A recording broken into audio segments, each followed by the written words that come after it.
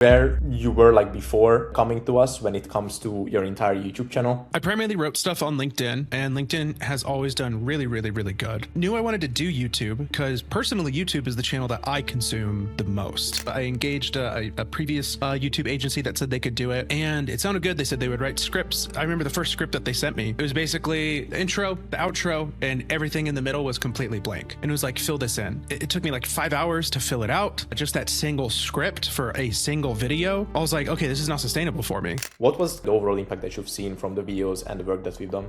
It's pretty turnkey. Like, I'm genuinely not doing more than like 4 hours a month total. Most of my videos before would get like 300 views. I don't know if I ever had one that got past 1,000, to be honest. And then we worked with you. I mean, in this particular view, I think it's sitting at over like 41,000 views. And it did over 10,000 of those views like in the first like 5 hours or something like that. And so that particular video, we know it booked over 45 calls just from that. If you were to describe like the experience of working with us in a couple sentences to someone, like what would you say? I just feel like it's easy now. It's like, cool, this is like super manageable. I can scale it. I could do this literally for the rest of my life, and it's not going to be taxing to me at all as a person. What's up, everyone? So I'm here with Taylor, my client. So Taylor, glad you took on this call. Super excited to go through this. And yeah, if you don't mind, just quickly explain who you are, what you do, just quickly for the people. Yeah. Taylor Heron, founder of Sales Automation Systems. We basically run the largest cold email channels for some of the fastest growing like SaaS and AI and B2B companies in the world. We send a ridiculous amount of emails, cold emails, about 12 million per month. And it's super hectic, super cutting edge. And luckily it's so new, and we get to use so much new AI stuff that it keeps me very engaged. And I probably haven't been having more fun in my life ever when it comes to work. So yeah. Let's go. Yeah. Awesome. And yeah, just briefly, can you explain where you were like before coming to us when it comes to your entire YouTube channel? Yeah. I primarily wrote stuff on LinkedIn, and LinkedIn has always done really, really, really good. And knew I wanted to do YouTube because personally, YouTube is the channel that I consume the most, right? Like, I have the premium sub. I download videos all the time on low res, so that way I can just listen to them when I'm driving, almost like a podcast format. I listen to YouTube way more than I watch it, and I get most of my learning from YouTube as well. And so I already consumed it a ton, already liked the product. And so always knew that I wanted to eventually do it, had like just posted throwaway videos on there because like, why not? But like knew I wanted to do it legitimately, and I had a big back catalog of that. And so I did engage, I forget how I met them, but I engaged a previous YouTube agency that said they could do it, and it sounded good. They said they would write scripts, and they certainly did write scripts. But the issue was that I remember the first script that they sent me. It was basically the intro, the outro, and everything in the middle was completely blank. And it was like, fill this in. And I looked at the topic of the video, and I'm like, dude, I have multiple LinkedIn posts that like talk about this. Like, you know, like you don't run like a basic scraper to do this. Like what's exactly going on? And so it took me like 5 hours to fill it out. Just that single script for a single video. The edit on the video was fine. There was nothing wrong with it. But I was like, okay, this is not sustainable for me. Like, there's no way. And I thought I talked to the guy ahead of time, like, hey, dude, like, I already have all my YouTube, like all my LinkedIn stuff. I don't have a ton of time to be able to do this. I need to run a company. So that kind of burnt me, right? And then one of my good friends, he's a client and like a great friend now. We've been doing stuff for him for like 2 years. So it's really hard to not become friends when you're doing good work and making people a lot of money. And so he started working with you, and I was like, how was it? And he was like, dude, I literally just show up. It's super minimal. He uses all my content properly. And I was like, dude, that sounds like a dream. And so, you know, it's like, please intro me, met with you. And then now we've been working with you, I don't know, 2-3 months or something like that. 4 months. Wow. Yeah. Time flies, right? Yeah. So yeah, so that's how we got to meeting you. Yes, sir. Yeah. Adam is great. Yeah. And yeah, but what is the impact you've seen like so far? Yeah. Like, as we talked about, it's been like 4 months or so since we've been like working together. What was kind of the impact, the overall impact that you've seen from the videos and the work that we've done? So on a top level, the big things are like, we definitely get some leads that come through, or not some, like a lot. So we did have one video that just went, it was our best performing video by like significant margin. Most of my videos before would get like 300 views. Maybe they would, I don't know if I ever had one that got past 1,000, to be honest. And then we worked with you, and I think on average, it'd be interesting to see the average number, but I would guess it's somewhere between 2,000 and 3,000 or something like that, which we're pretty happy with. And in this particular view, I think it's sitting at over like 41,000 10,000 views, and it did, over 10,000 of those views, like in the first, like 5 hours or something like that. Right. And so that particular video, we know it booked over 45 calls just from that. And then I think when I was talking to James, my sales guy, I want to say anecdotally on average, we're usually booking 5 to 10 calls a week from YouTube. One thing with those is that they do seem to be not lower quality, but like there's the amount of people who are just tire kickers or end up not being a good fit seem to be higher than LinkedIn. But also I've been doing LinkedIn for like 2 years, so the audience knows me there. The second thing is that I also view that as our fault, because that means I've not educated people enough on our own funnel anyways.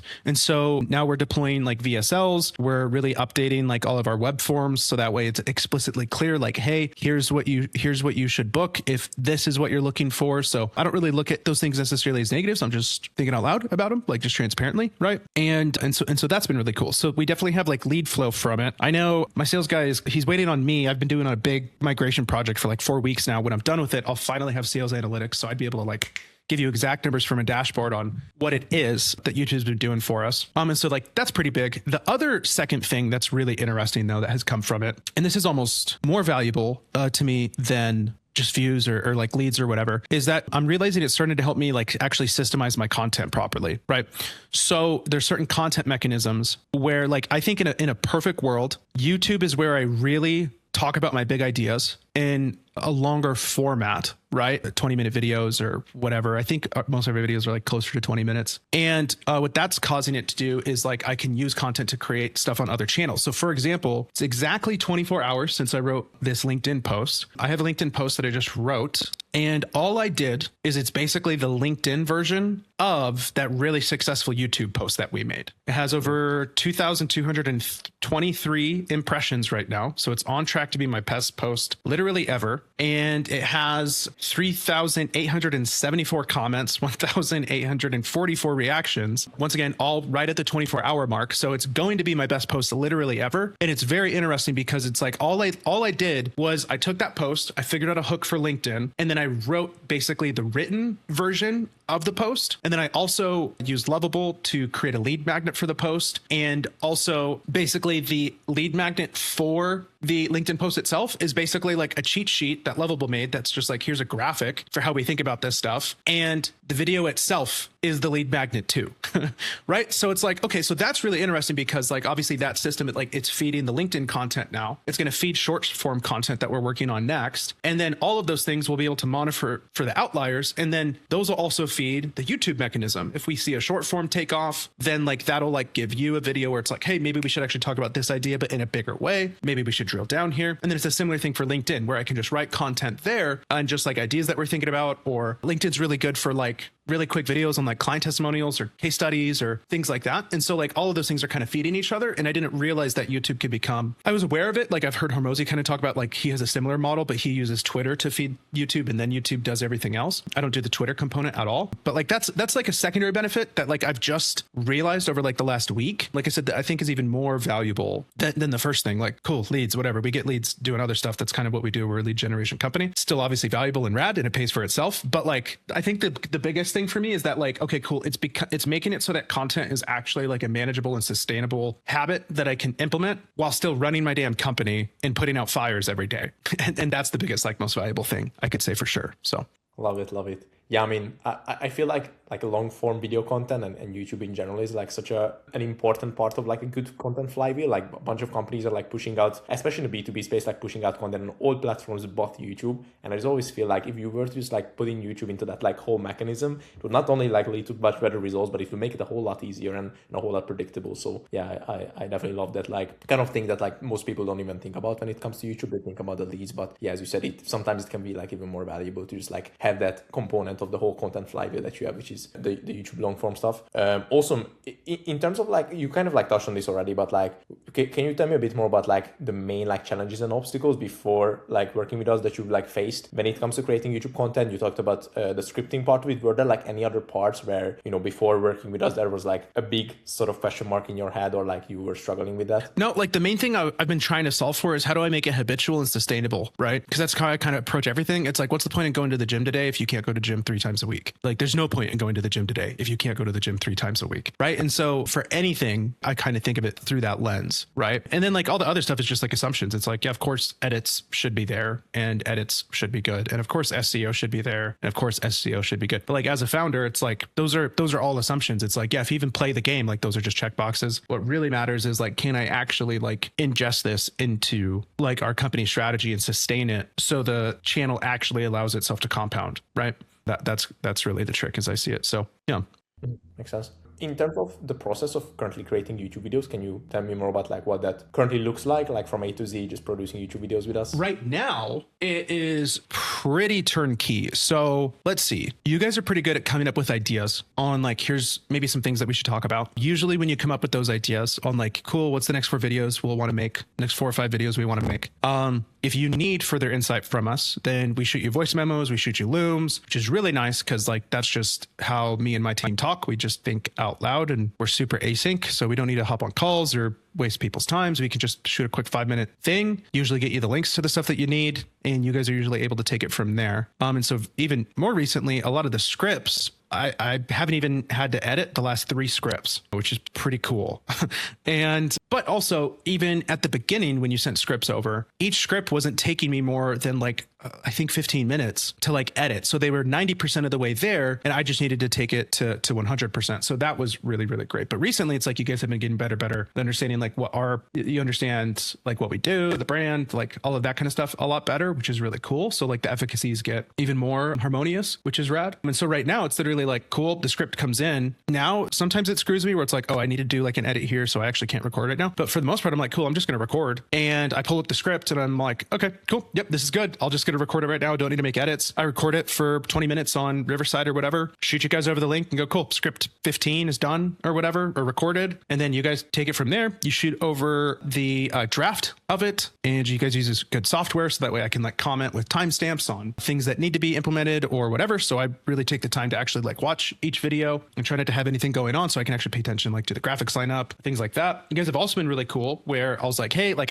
I say stuff wrong all the time when I'm recording. I just don't even notice. I swear I'm like partially dyslexic. And so you guys even, I was like, hey, like, can we figure out how to like make it so that I can say X instead of Y because I just said it wrong. And so you guys have been good with like adopting Descript and making it so that way we can like fix those things. So like I can even like do edits like that, which is just massively helpful. Right. And so it's pretty turnkey to where it's like, I don't really have to do a lot. And then like the entire, monthly workload is like, I'm genuinely not doing more than like 4 hours a month total on this. And what's also really nice is that I can batch it. So in a perfect world, I'm really just sitting down like once a month, recording back-to-back videos and going from there. And then now we're hopefully starting to get to a point soon where it's like, I'd love to have just like a month of videos queued up that are ready to go. And we're always working ahead. And then I can like make timely stuff that like pops up. So like we're starting to get into like that kind of mode, which will be really cool. And then it'll just feel like YouTube's basically on autopilot. It's always taken care of. If I take a month or 2 off or something like that, we'll always have videos queued, which will be cool and things like that. So that's also been really cool. And then the other thing I'll actually mention on that note too, is that very similar process for like additional edits we might need. So like, hey, and of course you'll cut this out if you don't like it or whatever, because you don't want to do this for other clients. But like, we shoot you over a testimonial from Adam, you'll edit it and make it for us just a la carte. We need VSLs for our website. You edit them and you also edit them to where they aren't like YouTube dopaminified or whatever. Like they actually look like professional VSLs, which is really dope. And so like, that's just a whole nother thing that's been very, very valuable lately for sure. So yeah, love to hear that. And yeah, we won't edit it out because like we do that anyways for like a couple of our clients and we're always happy to do those. Yeah, awesome to hear that. If you were to describe like the experience of working with us in a couple sentences to someone, like what would you say? I don't know. I just feel like it's easy now. Like it's like, cool. Like this is like super manageable. I can scale it. I could do this literally for the rest of my life and it's not going to be taxing to me at all as a person or whatever. Right. And like, so that's like, it truly is like the most valuable thing I could think of for it. Awesome. And yeah, just the last one. If someone's, let's say, currently on the fence of working with us, they've been thinking about starting YouTube or just taking YouTube more seriously, but they're like still on the fence, what would you tell them? I don't know. I'm always a really bad closer. I don't really believe in convincing people, it's like, yeah, like if you're hesitant, it's just like, there's not an objection about you that they have to overcome. It's like objections about themselves that they have to overcome or something like that, and it's like, okay, well, like if you have those objections, like, yeah, maybe you aren't ready to do YouTube because it's just kind of a no brainer to give it a try. I guess actually, okay, I could say this, right?